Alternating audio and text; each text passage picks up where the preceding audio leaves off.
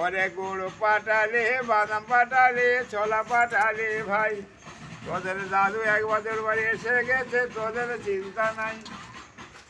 গুরু না ভোজি মুই সন্ধ্যা সকালে মোহন প্রাণ দিয়ারে, আর না হবে মোর মানব জন পাষাণে ভাঙ্গিলে মাথা।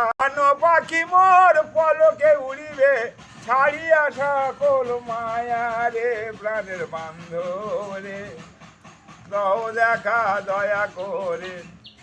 যাহারও লাগিয়া খাটিয়া মরিনু সে তো ভুলিয়া যাবে রে, প্রাণ পাখি মোর পলকে উড়িবে ছাড়িয়া সকল মায়া রে, প্রাণের বান্ধব রে। আমার কি দিবি মালা?